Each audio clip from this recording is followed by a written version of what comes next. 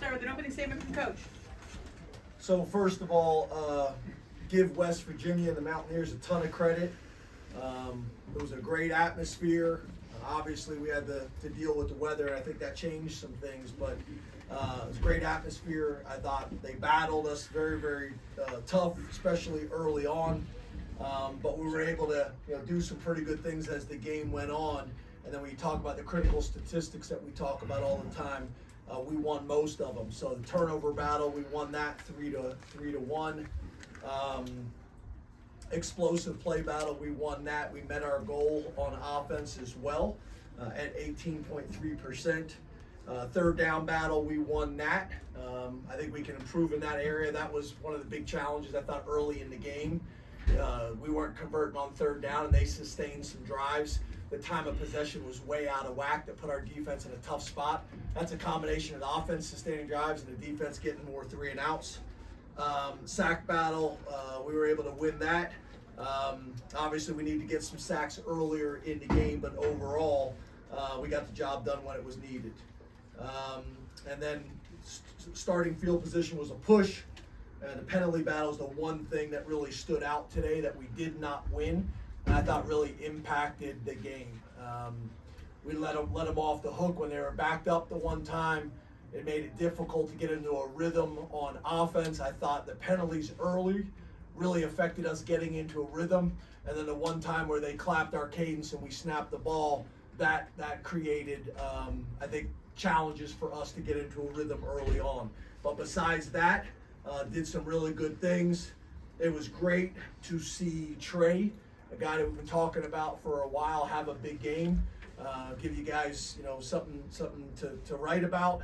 Obviously, we want to try to get everybody involved in the run game, in the pass game, and all those things. But overall, I thought we did some really good things. We're going to watch this tape. There's going to be a ton of stuff that we didn't like and that we need to get cleaned up. But we were able to come on the road in a very, very tough environment and get a win against a team that I think is really, I don't know what the right word is, underranked or whatever it is. I think that's a good football team. I think they're going to end up having a really good year. So we're appreciative of coming out here with a W.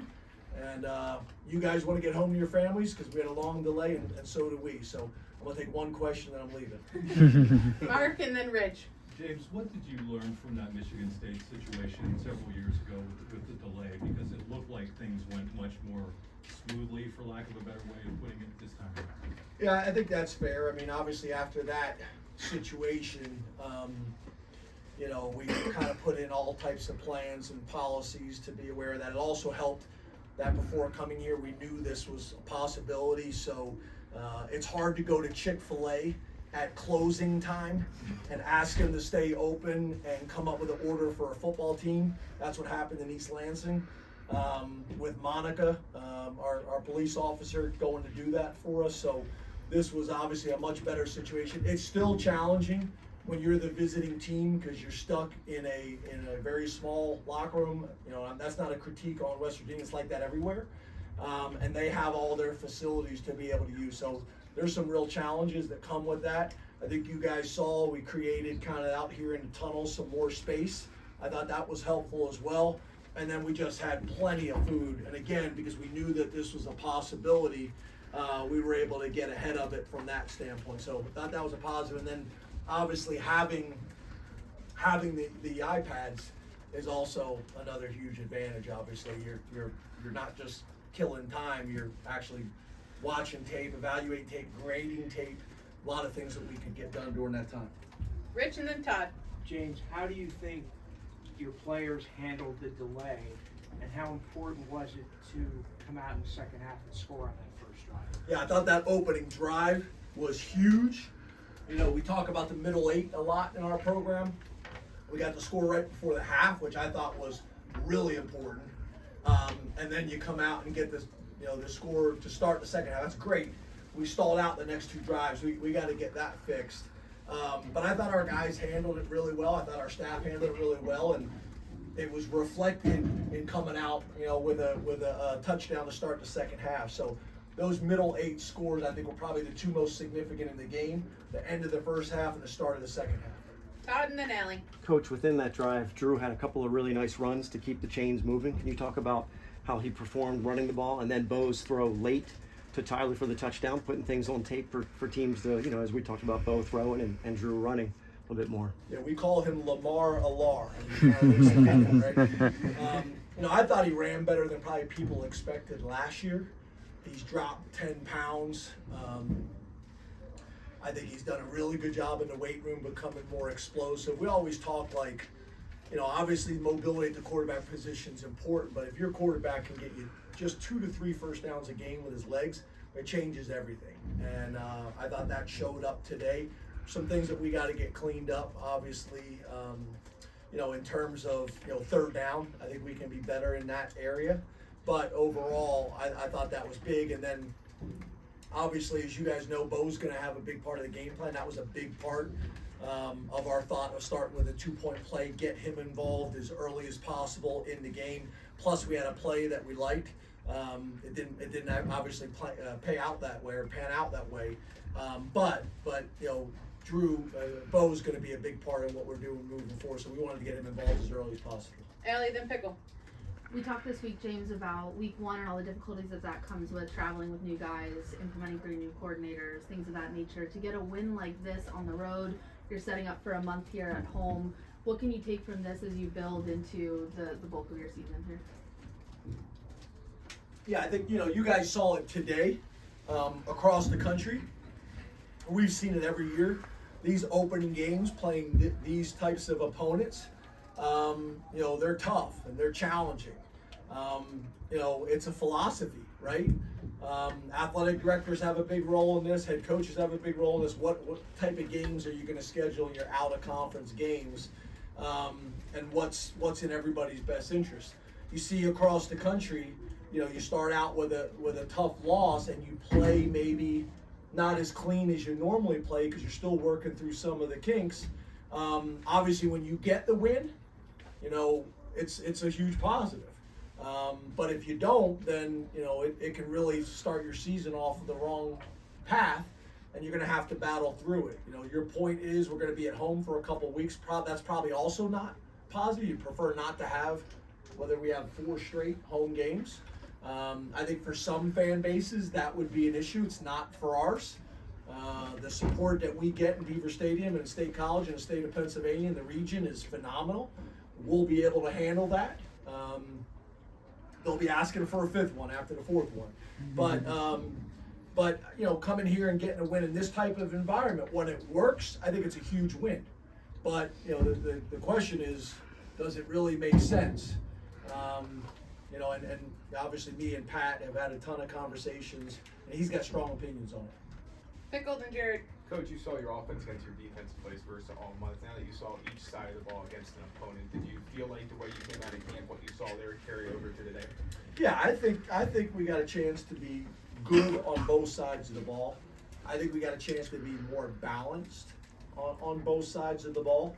And when I talk about balance, I'm talking about both being able to win on the defense side of the ball, being able to win on the offensive side of the ball. And I thought there was examples of that today. I think they do a really good job on offense. I think their O-line coach is excellent. And I think they do a really good job. So they created some challenges for us. The quarterback's going to be a problem, just like it was for a lot of people all year long. They got 2 elite backs. So I think our defense played really well. And if you look at us even last year, where we started at the beginning of the year compared to where we were at the end of the year, I think that's kind of the reality and the approach that we have to have. We just got to get better each week. If we get better each week of the season, we'll like where we're at coming in. We'll go Jarrod, and then we'll go down front here. Hey, Coach Franklin. Earlier this week, you mentioned that playing an opponent like West Virginia in week 1 could maybe show some things that usually don't show until later on, like week 2 or 3. How do you feel like you all were able to manage that today? Could you say that one more time? I apologize. Sorry. So earlier in the week, I was distracted by my guy with the Phillies hat with the ammo with the ammo lid on it because he's trying to kind of like be Penn State supportive and connect with West Virginia. Hey, I'm from Lancaster, man. Yes, sir. Yes, sir. But yeah, earlier in the week you said sometimes playing an opponent like West Virginia in week 1, you can show some things that don't show up until later on in the season. How do you feel like you all were able to manage that today against them? Not totally understanding your question. I'm not totally understanding your question. I know this is the third time. Yeah, I mean, I You guess said some, James, you said some things could show up on week 4 or 5, and because you're playing a quality opponent, they show up on week 1. You said that on Monday, and he's saying, how did that go? That's his question. He doesn't get another one. Yeah, you know, I guess what I'm saying is when you play this type of opponent, I think you're forced and challenged both physically and mentally and as coaches right out of the gate.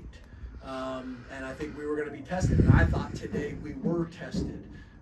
We battled through some things. We grinded through some situations. We found a way to create some explosive plays. We grinded out some first downs. Same thing on the defensive side of the ball. So playing this type of opponent, I think you get tested earlier in the season where some people are playing opponents not like that. So I think that's really just kind of what I was referencing is how you're challenged. The environment challenges, you got to be able to handle that. You know, the opponent challenges, and this team's going to win a ton of games in the Big 12 in my opinion. So we'll see how it plays out. We'll go down front if you can introduce yourself. And Hi, I'm John Rady with the Associated Press. Hey, John. I'm not this short.